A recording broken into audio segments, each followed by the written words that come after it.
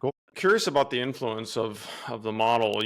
From what I've gathered, and I watched, for example, your talk at in Hamburg, the Mind the Product talk, and you mentioned Bill Campbell and things like that. I'm curious on if you've been inspired by some of these other operational frameworks. Of course, OKRs, but what about like EOS or 4DX, the four disciplines of execution?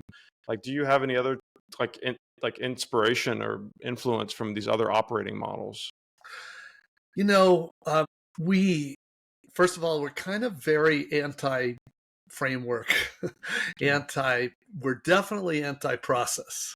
Um, and so what drives us, and we try to be very open about this, because, in fact, when you described yourself, Ben, it seems, I feel very similar. I've been a student of techniques for my entire career. I love learning new techniques. And in fact, I still confess my favorite is working on product discovery, which is basically experimentation with startups. However, the real test to us is, can a company sustain that? Can they continue to be innovative, real innovative, not just little tweaks, not just little, a lot of companies, they end up very quickly, when they say experimentation, they just mean an optimization experiment, an A/B test for a funnel. And I'm like, okay, that's good, but that is not what we mean by product discovery. And so we need, we need them to think bigger. But the point is, we don't invent any of the stuff that we talk about, and we try not to we don't want to attach to any one particular technique or framework or anything like that. What we focus on are, what are the practices we see consistently used in the top product companies. So if they use something like OKRs is a good example of that. When we first started doing this, so that was before OKRs became popular, we did talk about the predecessor to OKRs, which was called MBOs. But, after a while, this was about 15 years ago, OKRs really got established. They went from Intel to Google, from Google then to Facebook, they went to Amazon, they went to all these other places. And so OKR is a useful technique. In startups, it's usually just a discussion, but in a bigger company, it's a pretty useful technique. But and we talk about those techniques, but we only try to talk about them in the right context, which is when if they're still a feature team company, OKR is less than helpful technique, because it's a mismatch for how they're working. So we're all about what we see used in the best companies, and they play with new ideas all the time. Sometimes we help them, but if it doesn't work consistently at a broader set of companies, we usually say, if we can't find it in at least several of these top companies, we just don't talk about it, because we feel like it's not ready, or it's not really all that. And that's the case in most of them. So we're kind of the opposite of chasing the latest framework. Yeah. My mind kind of hung on to a phrase you said around sustaining innovation. And I've got this mental model in my head that Elena Verna gave me. Actually, I read an article from her. She got it from someplace else. It talks about different types of PMs. There's innovators, builders, and optimizers. And is there something in there that I think applying... it's just a rationalization of the crappy work out there, is what that is. Interesting. Yeah. So she's not wrong. She's not wrong, but that's not a feature. That's a bug. What she's observing is that in a lot of companies, they don't do experimentation like we mean. They don't do product discovery. They only do optimization. And in a company like that, you don't need a product manager. Yeah. So she's observing that there are these different kinds of PMs. Our view is that is just ridiculous. What they all need are product managers that are skilled in how to really do the job.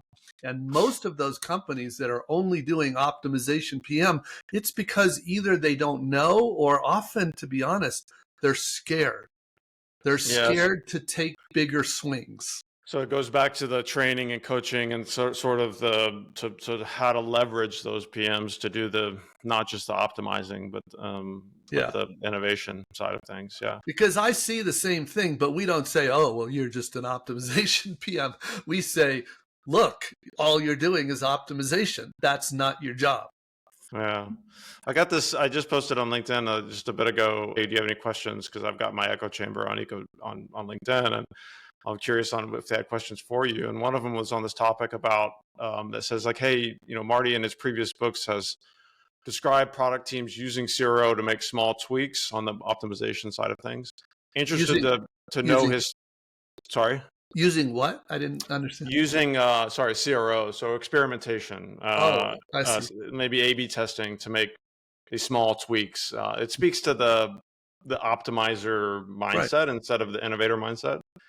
And the question continues, interested to know his current thoughts on experimentation and where he sees a more rigorous and scientific method for being used over like continuous discovery or delivery processes and things like that. Well, I think the question is conflating several different things there, Hmm. right? We should put aside, because this is a big topic, but it's an orthogonal topic, about when is evidence enough and when do you need more rigor. That's an important question for sure, which relates very much to risk. And so we talk about that, but that's orthogonal.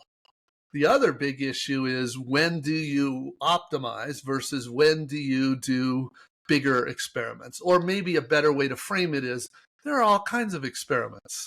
Some of them are very small, very low risk, very minor, and those people use Optimizely and the tools like that for. And then there are those experiments like that lead to real innovation. Like Yeah. recently, I wrote an article with a longtime Amazon product leader, and we were talking about how Amazon does experimentation and real does product discovery, and we shared the backstory on how they came up with Amazon Prime, which is probably one of the biggest innovations in history. I mean, especially if you measure in terms of tens and hundreds of billions of dollars, actually, at this point. But It, those experiments were not, were they tested in A/B tests? Yes. But when you say A/B test or multivariate tests with people, they mostly are thinking optimization. So, yeah. and we were trying to clarify that is not how they came up with Prime. They took several big, hard experiments. And some of them, well, they were all kinds of experiments in the front end, in the back end. Most of the big experiments are actually in the back end. They were looking at different ways of doing shipping. They were looking at the part of shipping that they can control, the part of shipping that the shippers actually do, the FedExes and stuff. And that's how you innovate. Now, Mm. some of those things were just now coming back to the first point the person was making. Some of those things, they just needed some evidence that they were going in the right direction. Other things, they were talking about very expensive decisions, and so they wanted more rigor, more proof. In fact, sometimes we need statistically significant proof, and that's a much different bar. But we run experiments, not to mention, by the way, the first thing I usually talk with people about with experiments is sometimes they're qualitative and sometimes they're quantitative. A lot of people think an experiment has to be quantitative, but a lot of times they're very qualitative. We can move very quickly and we can learn a lot. We're just not sure of what we're learning until we run a quantitative experiment. Yeah, I always describe experimentation as data that you do. It's an intervention, and you can intervene in a lot of different ways. Yeah. Yeah, you recently described on this same topic. You recently described EU businesses as being addicted to process. I'm in the unique position. We work a ton in Europe, and we work a ton in the U.S., and I've worked with both styles of businesses, and I see this as well.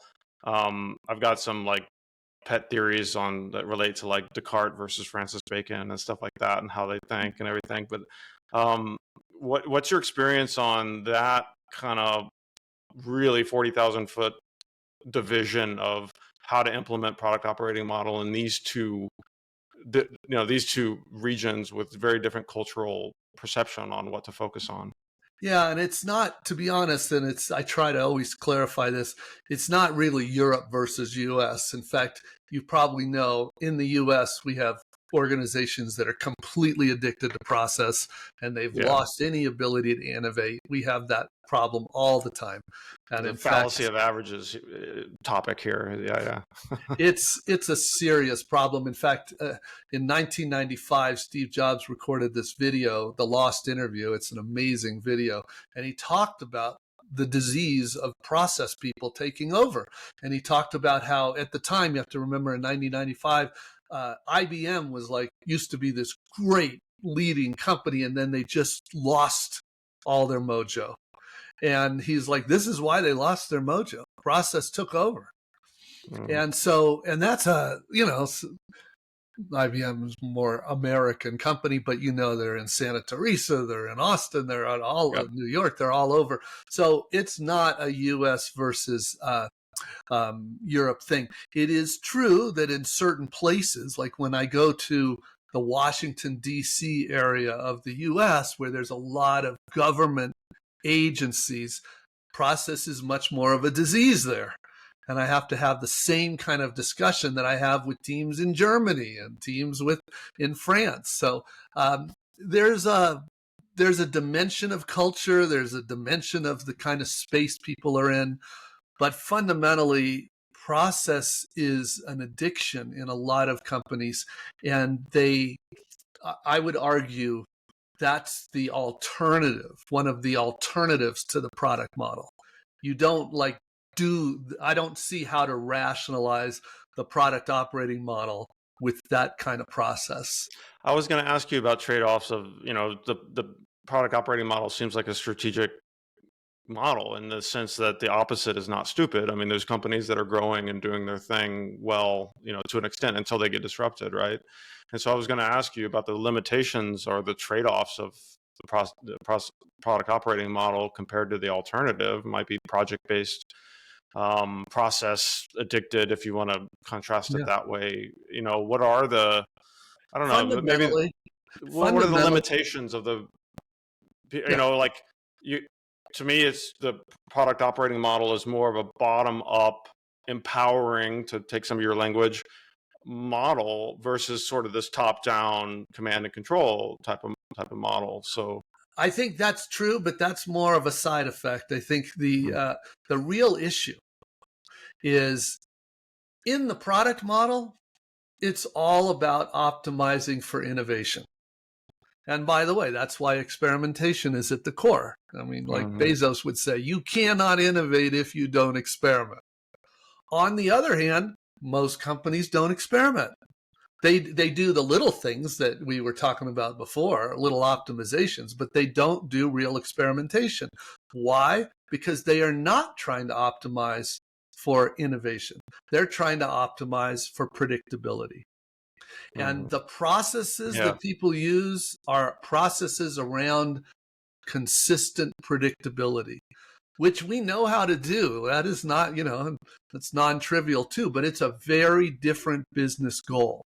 You have I think it's a chapter title or a section title around predictability versus innovation, kind of the trade-offs on that. I think. Yeah, it's one of the product principles that we see in the product model is that it's not that process is evil. It's just that if process is more important, well, the way the principle is phrased is always remember that the principles are more important than the process. Yeah. So I want to loop the conversation back a little bit back into like this world that I'm in, this echo chamber of experimentation that I'm in. It's an industry like analogous, I think, to product and UX or data. These industries have their own kind of again, just cults or echo chambers, if you will.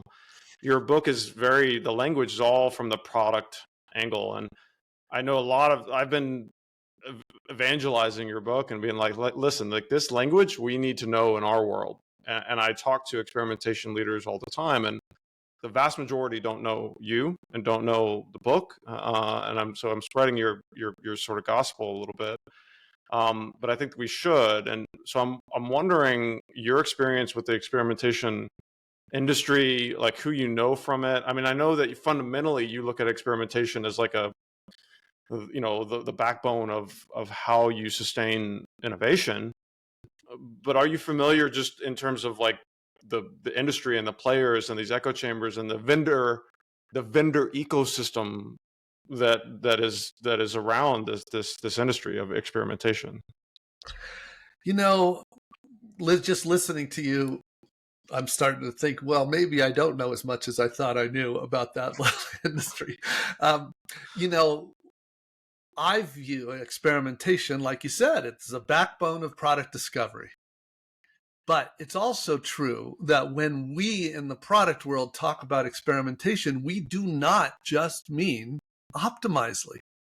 Yep. And if that's what if there is a cult or group out there that just is interested in that subset of experimentation, my main feedback to them is like, lift your head up out of the sand. There are Yeah. much bigger things to do.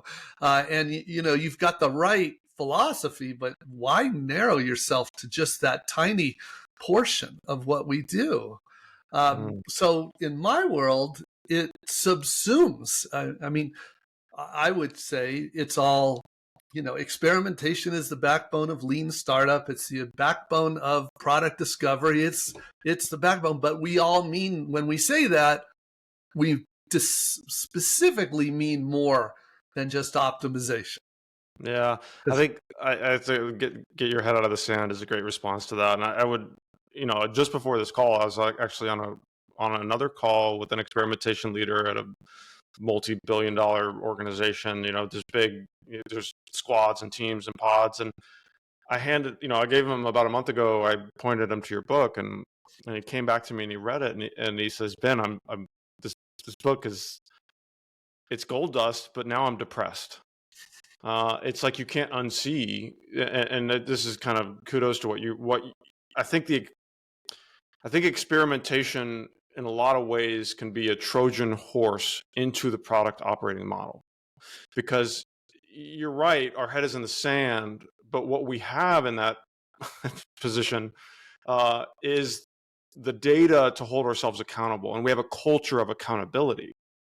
And that I think is an underlying theme or requirement or foundation to the product operating model, is this idea of accountability. It is, and even more generally, accountability to outcomes.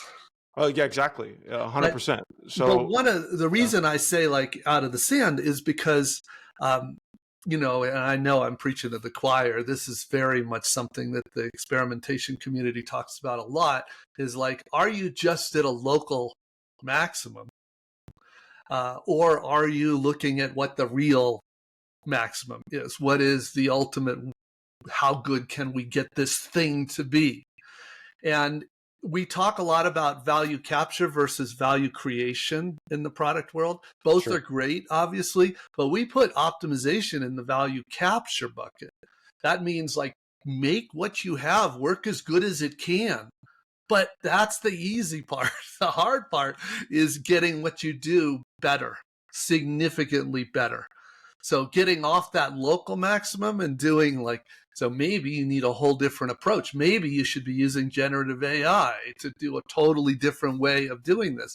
And so I always encourage people in the experimentation / product discovery space to pursue both and understand that those are both just different kinds of tools that we're trying to improve. I would never tell a team, don't also do optimization work. Yeah. But, and maybe this is worth bringing up, Ben, because I see this a lot, especially in big companies. Big companies, they do not know what it means to experiment, really. But they know that keyword, they can't tell, they can't believe that they don't experiment. So what they do is they have these simple optimization work that they have all their teams doing, and sometimes they even have dedicated experimentation experts in their company, but they're just doing optimization. And they have basically given up on innovation. They either outsource it, meaning they go acquire other companies. That's what usually happens in those big companies. But what they need to realize is they need to really understand what experimentation writ large means. That's why we've all been trying to write a lot more about what is real experimentation. So when I think about optimization versus, let's say, innovation for real experimentation, I always think about the double diamond, the design approach on the Yeah. two. I actually had a little side question. In your book, you present it's a great framework around what is it? You talk about this how to build, and then how you solve problems, and then how you determine what problems to solve. You present it in that order, and to me it's awkward because it's like the reverse of the double diamond. Like I love the three categories, and like in my mind I use those three questions to evaluate, like, what is this company doing and how are they doing. I love it, but did you put thought on that order of things? Because to me it should be how you determine what problems to solve, product strategy, then how you solve, then how you build or optimize or validate whatever the solution. Yeah.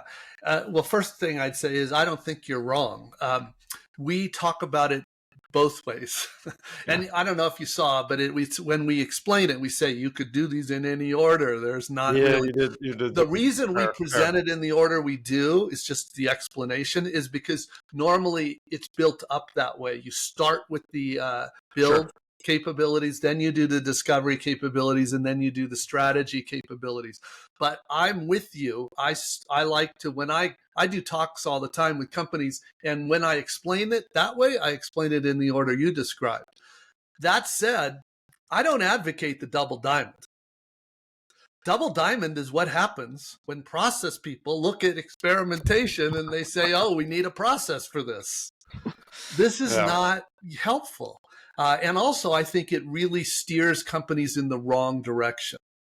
So I don't, the double diamond kind of, well, look, first of all, I should say there's a lot worse processes out there than double diamond. So I don't want to sound like I'm being a perfectionist or anything, but it misguides a lot of organizations because they think that roughly they should spend the same amount of time learning the problems that they should pursue versus solving those problems. And that is really dangerous misconception. And Yeah. by the way, it also steers the wrong people to do these things. Just imagine if you've got 25 product teams and all 25 product teams think it's their job to go figure out what to work on. That's just called anarchy. And that's in fact what you see in a number of companies, especially in Europe, not because of process, but because of this sort of egalitarian streak. And they don't see why. Why do we need leaders? You need Yeah, leaders. nice. So, speaking of steering, that was a little bit of a side quest question. I'm really interested in getting the experimentation industry, getting their head stuck out of the sand, doing more continuous innovation. So I've got, and my thinking, I want to bridge into some questions about leadership. You mentioned that at the end about product leadership, because I'm talking to big organizations. Yesterday, the biggest bank in Europe, I was talking to them, hundreds of product teams, and the head of experimentation there, he described it such that he can work with a lot of teams and he can evangelize and he can get them running well, but there's just a ton of inconsistencies for how they're doing things. And this is what I mean by, I think experimentation can be the Trojan horse for the change that you are asking for or are talking about, because he sees it where he can't get there. He describes it as that there's this like McKinsey, Boston Consulting Group. Oh, sorry about that. Layer in between him and the C-suite where he just can't get that buy-in. So my question here, transitioning into this bigger topic about like proper product leadership, because I think to do experimentation or innovation strategically to have all the boats, all everyone pointing in the right direction, you've got to have that really strong product leadership. But there are a lot of orgs that don't have strong product leadership. Their ops and data programs, maybe they're being run by the process people, like you say. And so, well, let me start there because I've talked too long. But what are your general feelings about implementing the product operating model when you don't have strong product leadership? Well, again, I don't think you can without strong product leadership, not the full model. That said, what you're really getting at, I think, is sort of a deeper observation. The vast majority of companies in the world, unfortunately, are not using the product model. No question, they're not using it. And I think we understand the reasons why. In the vast majority of organizations that you would work with in the sort of the way you're defining the experimentation community, they're going to be feature teams, not product teams. In feature teams, and this is the blocker that these people are running into, the roadmaps are coming from the stakeholders. The roadmaps are really driving everything. So all you can hope for at best is optimization in that model, because discovery is all about discovering a solution, but that's already been handed to these teams on roadmaps. So the concept of discovery doesn't exist. Is there still room for optimization? Sure. And optimization is sort of a no-brainer for people. They see it's a good thing to do. And again, like I said, they all should do optimization. It's just if that's all you're doing, you're going to be very limited, and you'll almost never get any real innovation, because the real innovation comes from very different approach. Yeah, I want to poke at this a little bit more, maybe ask the same question from a different angle. Like in your book, you talk about trying to transition from funding projects to funding product teams. And I think that transition represents like forcing your leadership to hand down problems as opposed to roadmaps. How do you do that? How do you transition, how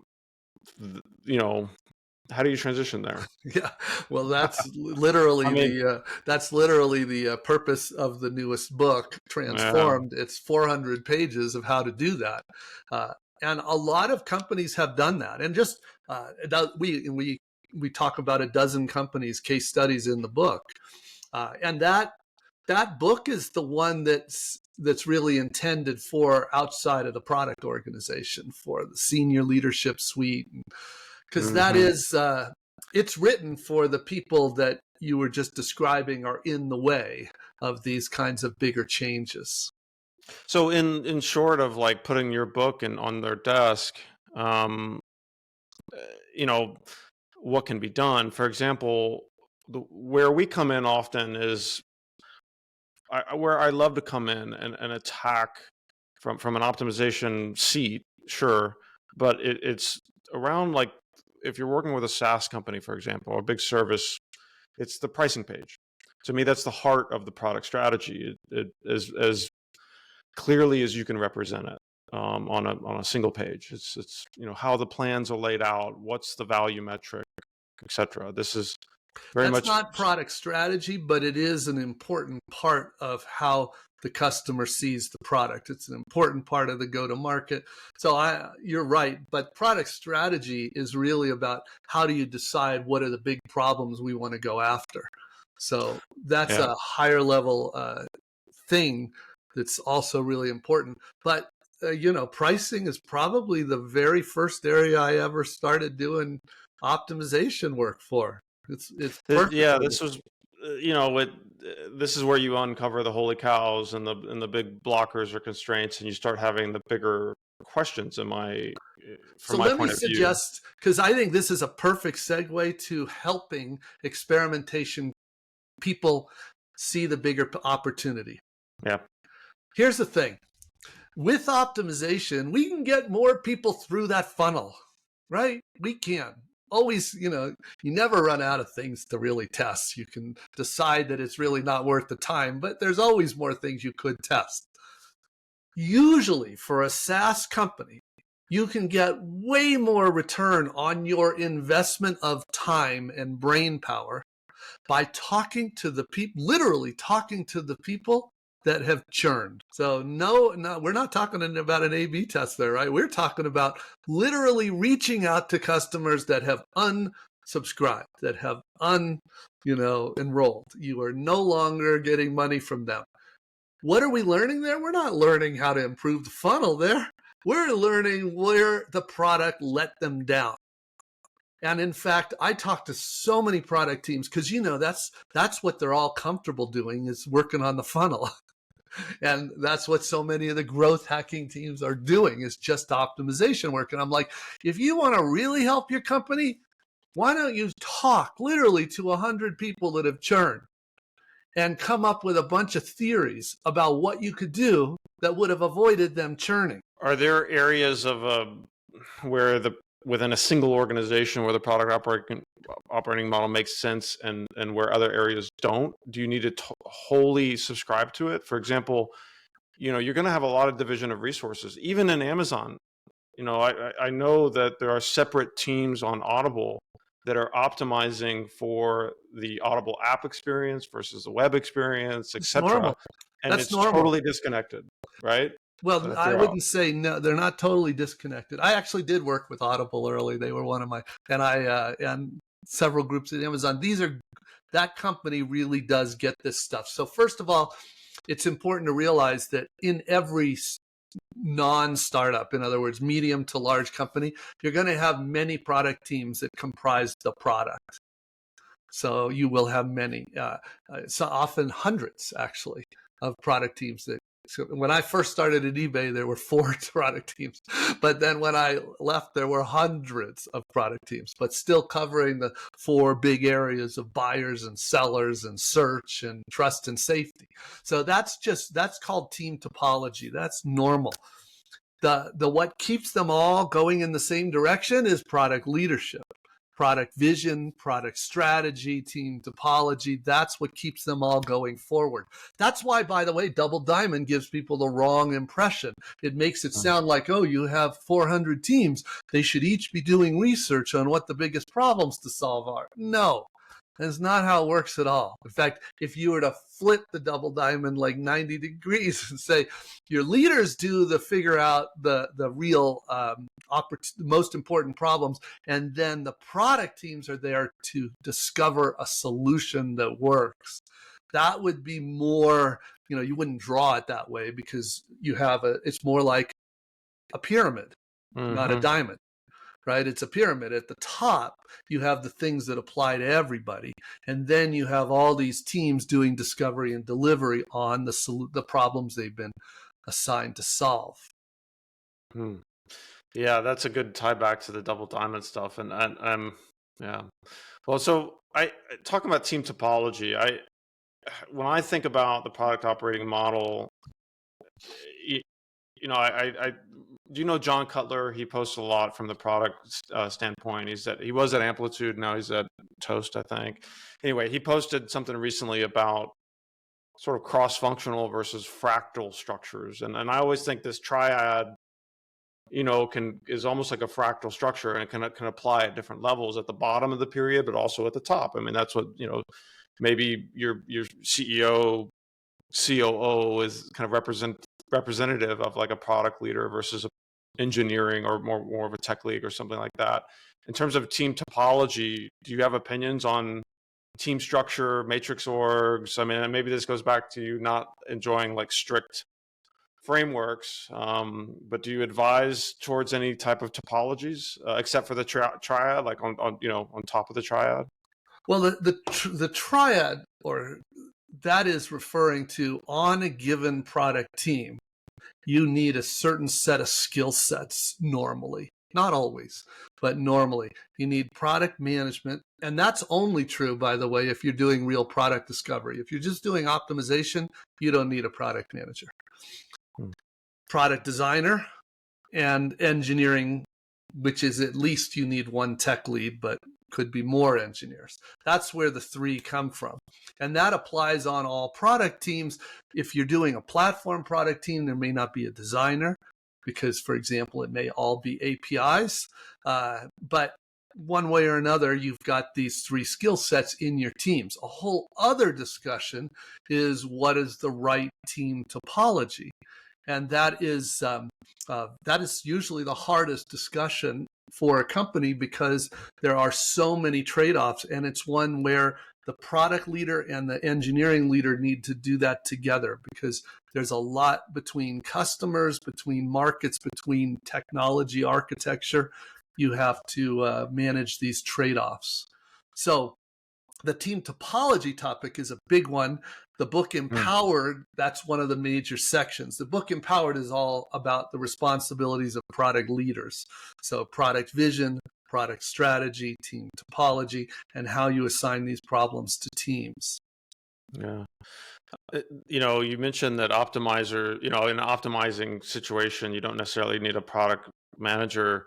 In my experience with from the experimentation sort of seat, the lead strategist or the lead, you might, whatever you want to call them, they're still quite accountable for the value that they're creating. And that, remember I mentioned before, like experimentation, when you're using kind of numbers, whatever type of intervention, you're gathering some types of data and you're looking to connect that data to outcomes. And in a way, I would describe that as a product manager in the way that you do, or the way that your book kind of speaks to. Even in the practically speaking, in a good product company, the product designer is the one making those calls on, like, I think this is the most useful experiment to run next for optimization.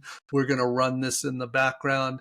I'm going to provide a few different treatments. We're going to run a test. And, in a few days, we'll have enough data. We'll look together at the results. You don't need a product manager for that. There's a tiny bit of project management, but everybody that's true with everything, right? But in terms of product management, that's a very different job. By definition, the changes you're doing in optimization testing are low risk by definition. So you're not changing, for example, how you're going to sell the product. You're not changing how you're going to market the product. You're not changing the compliance responsibilities of the product. You're not changing the legal issues of the product. It's only when you have those things that you actually need a real product manager. Those are happening in experimentation teams. I think there's some, not, I wouldn't use the word conflation, but there's some, in the experimentation programs that I see, maybe not like the legal and compliance examples, but certainly on, the pricing, the models, introducing new channels, introducing new products. This is happening with experimentation. Maybe the way to think about it is there's a spectrum of all kinds of experiments. And normally the way I can tell you we guide companies to think about this is, if it's low risk, if it's, there's not really big value, usability, feasibility, or viability risk, we just do it. You don't need any product discovery. You may test it in an A/B test, but you just do it. It's low risk. If it's high risk, then we treat it as discovery. And that's where the product manager skills really come in. And so I think you're observing that some of the things you do are higher risk. And a good example would be moving something behind a paywall or in front of a paywall, like in a freemium thing. That's risky. And is that useful to have a product manager? Yes. Now, in a lot of companies, the product marketing person will help with that too. But still, that would be an example of an optimization technically, but it's got more implication. Yeah. But the vast majority, I would argue, of the ones I see, at least in my exposure, 90+% of the experiment are low risk. There's a trend in the experimentation world right now on taking a bit of a portfolio approach to the tests that they're doing, and simple tagging, iterative tests, substantial, disruptive. And so there's an acknowledgement of, being able to get out of a rut, right? Like, and not kind of being on that hamster wheel, trying to shake up that local maxima. You referred to that earlier. But transitioning over, you mentioned like product marketing. What do you think about this model, whether, how is it applying to other functions within an organization besides the core product? Can an SEO team use a product operating model, for example? Like in theory, do you work with just people that are just buying traffic all day long? Can they think of what they're doing in terms of outcomes and risk and experiments and innovation? Does it drill down to that level, or what do you think about that? So one of the things that we're scared of is trying to apply things where it doesn't really fit. And what we try to say is, if you don't have engineers building something every day, don't try to apply the product model. So, for example, in a marketing group, that's just using their own content management, could you use it? Parts of it, maybe. Should you? Probably not. Don't, it's not for that. This is you've seen the trap that the agile people fell into, trying to apply it to everything. And earlier, the Six Sigma people tried to apply it to everything. And, you really end up causing way more problems than good. So our sort of very simple heuristic, if you don't have a product team with some number of engineers working to build something every day, it's probably not for you. Now, the example you picked of SEO is pretty integrated into the product, right? And so a normal answer would be some of the product teams, most of them are not, but there are a few of the product teams that are working on parts that are very SEO relevant. So maybe like the product detail page on an e-commerce company. And so we would just include that SEO person on the product team. Yeah. So I know a couple orgs that are 1, 2, 3 years into implementing the product operating model, and they have a triad approach, but then they have a lot of these other roles that are supporting it, and it might be experimentation or analytics and data. It might be SEO or, these types of roles. Yeah, that's normal. I got a quote from someone that says, like, one of the issues that they're having, and they're not implementing it correctly, I'm sure is the ultimate answer, but is that the perception that comes out is that these supporting roles become second-class citizens. Does that resonate, and what might be the failure there for how... Yeah, I mean, I understand where that's coming from, and I think I understand where it's coming from, and I always think it's sad when people have that connotation. The classic examples are two of them: user research and data analysts, basically. And what are those two doing? They're helping us make decisions based on data. So the data analysts based on data, and the user research based on qualitative. And in my dream world, where there wasn't any limitations on funds, each team would have dedicated people. The truth is, that's probably overkill, but it would still be really nice. In other words, let's say you did have a dedicated user researcher on every single product team. Most teams don't do, and we, recommend you're doing discovery every week, but they don't have that much work for just one, for one full-time user researcher. So that's why user research and data analysts are usually shared. It's not because they're second class or any other class. It's because that realistically, one of them can handle 3, 4, 5 product teams. So it's just about economics is all it is. And this, anecdotally, just as a side kind of comment, a lot of these bigger organizations, your data and your UX teams are so completely isolated from the people that are making changes and shipping for the product. And well, that's a different issue, though. That's like literally a very different issue.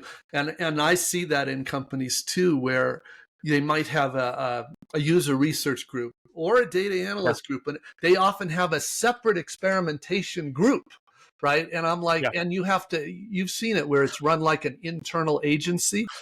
So this is, that was a commiseration comment, but I'm glad it transitioned, because I was going to ask you about what you think about like centers of excellence, this term of center of excellence. Like, so that it's really the same question. Yeah. because same thing happens with user researchers. Here's the thing. There are two ends of the spectrum that are both not optimal. One end of the spectrum is it's a center of excellence. They do every test because That's a they're the experts centralized. in testing. That's not center of excellence. That's I centralized. know but Oh, yeah. it's a center of excellence done where it's centralized. And I I don't see. like it any more than you do, probably. Yeah. But that's common. I mean, that there are a lot of companies that's their reasoning.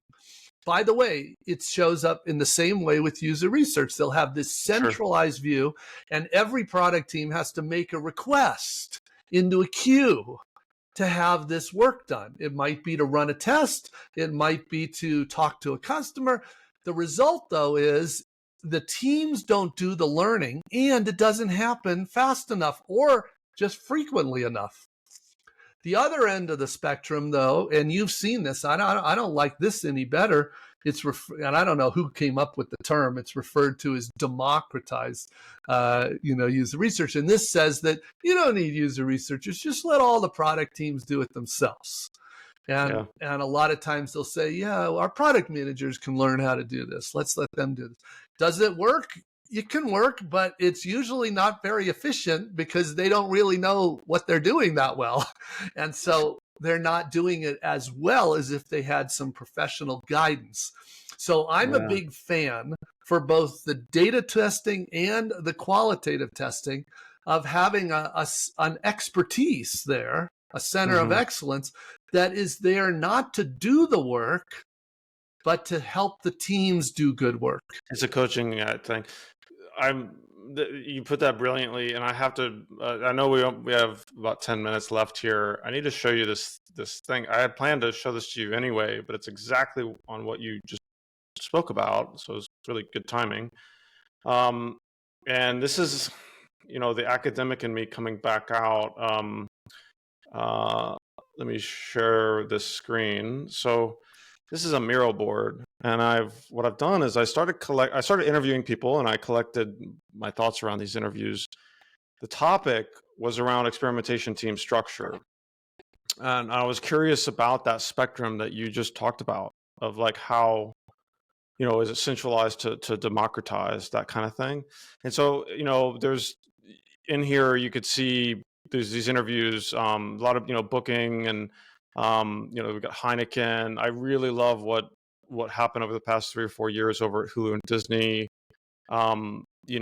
Lucas over at Booking. I've got interviews, about 20 of them. There's American Express, Spotify, ING. We've got about 20 interviews right now. I started collecting the resources that people would mention. This is how I found you, Marty. Actually, it was Lucas Vermeer kind of put me on to your books and such. So, but what I started to do is pattern recognize, and I laid out that spectrum that you just described, centralized to center of excellence over to decentralized, which I also gave it this term. I learned this from Sid over at Disney, this autonomous and aligned pods, which might be the better version of the democratized kind of, or the decentralized side of the spectrum. But then what I started to realize is that the experimentation structure, there was a relationship with how an organization does things. And the labels that I gave it were product operating model versus a project management ops model. I don't know if this is quite the right language, but I noticed this pattern. I started putting the logos there. I got in trouble for putting a few logos. I had to take them away. And then I don't know if you saw this McKinsey article that came out in December on the product operating model. And they came out with this, a lot better, McKinsey level data on that kind of spoke to the correlation between how businesses work and the business outcomes. I'm not sure if you're familiar with the article. I can send you the link. But I wanted to just put this in front of you. This is the kernel or a lot of the thrust of the conference that we're holding in October in Austin is going to be around this. In fact, like Lucas is talking from book, he's at Vista now. Sid from Hulu, and there's his colleague from Disney. We're going to speak as well. there are these teams, Melissa Wise from Eventbrite, who came from booking originally and playing around with the product operating model. Luke Mortensen from Capital One doing the same thing, playing around with your model, Marty, coming to talk at that event. So how do you absorb this? I mean, do you see any red flags here? Any kind of like the way that I'm characterizing this is wrong, or I how do you don't absorb this? I don't think it's wrong. I think it's though missing the biggest dimension. There is a third dimension that what we started talking about that I don't see here. And I actually think that's the biggest impact of all. And that is, remember, we were talking about the spectrum of whether it's a very just low risk, you're changing something from blue to green, or whether or not it's a whole new approach. So it's really how I would define an experiment, because I would argue that most of, and by the way, I got to work with Booking.com early on. They were great. Well, I wish more, but they kind of gravitated very heavily to optimization, very heavily. And they got part of a bigger company. They were acquired. It's not the same as early Booking.com. That's sort of the truth. When we write about, like we wrote about how the product model manifests at Spotify, how it manifests it at Amazon, we've got articles in the work for a bunch more companies. We always emphasize that we're not emphasizing the low risk experiments. We're emphasizing the high risk experiments. And that's a dimension that you got, I would argue, you want to bring that out one way or another. But it would be on top of what you have. It's what I mean by it's another dimension. I think the project based is a good. It's imperfect. It doesn't capture all the different alternatives to the product model, but it's a reasonable one. And then of course you're capturing in your main dimension there. You're capturing whether or not it's this sort of decentralized. Autonomous is what people like. They like the idea that the advantage of it is that you don't depend on another group or another person. But you brought this up because of the concern about second class. And I just think that's what's really going on there is economics. Most companies cannot afford to embed a dedicated person and make that team autonomous. And the reason that's especially relevant is because if you have been watching the news, a lot of companies are cutting costs. And that's when you have that much extra capacity, those people have a target on their back. So I discourage companies. I'm like, look, if you do that, it's going to be nice for the team, but wow, they're going to be right at the top of the list when a company decides to cut people. I would rather have a small shared group of user researchers, a small shared group of experimentation specialists that are there to coach all the teams in doing it well. And I think those people are very easy to defend and keep them employed. I like that. Yeah. Your third, circling back real quick to the third dimension, reminds me of that seminal book From Good to Great. In that book, they describe 3 ways a company can grow: setting goals, optimizing, and then I think he used the term like evolution, but it's more of like the innovation. He used examples from like 3M and how some of these legacy companies would innovate consistently and things like that. By the way, 3M was fabulous innovator until process took over, unfortunately. Yeah, GE maybe similarly. Same problem. My last question for you, in your book, you're a big proponent of insourcing, or engineering and quite a lot of different things, right? Like really having the heart of it being part of the core team.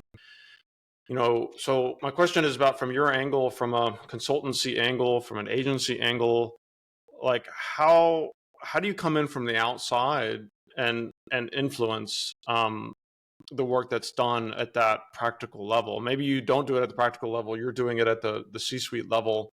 But I'm, selfish. This is a selfish question because I'm represent a, analogous, but in a very different field, consultancy, trying to improve how organizations are running experimentation, trying to improve the quality and quantity and velocity and work on that spectrum, and bridge over to more innovation and less kind of iterative type of work.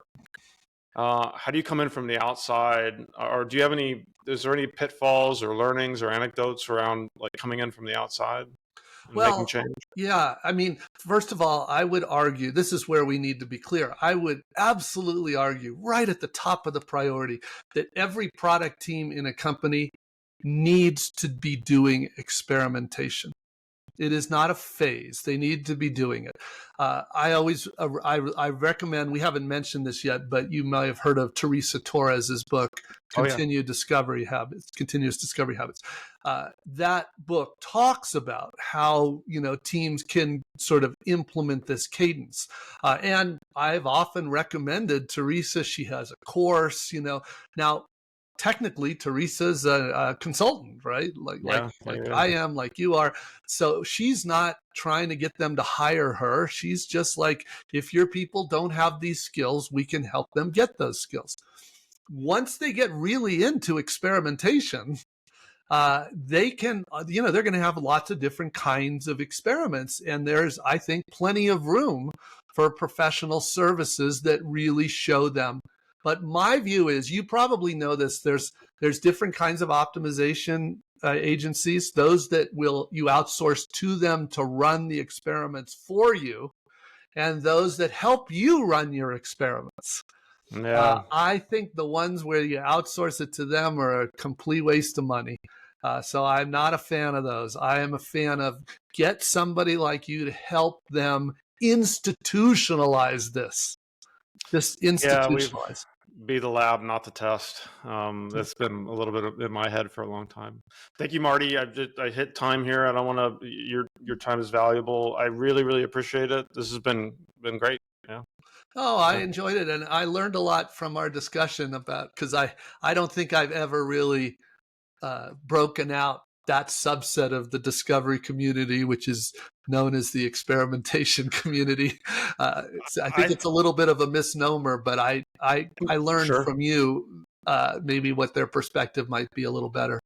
It's a big industry, and I think you have a lot of potential customers in the experimentation leadership community, frankly. Like, again, like I might like dig into it a little bit. If you want me to send you some names or more perspectives on this, let me know. But, all the FANG companies are going to be at the conference.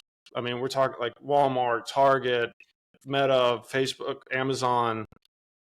So we know all of those companies. We know all those companies too, and I think that the product leaders at all of those companies would describe it kind of the way I did. There's discovery that every team does, and there's a subset of techniques that we're referring to here as experimentation techniques that are worth double clicking on.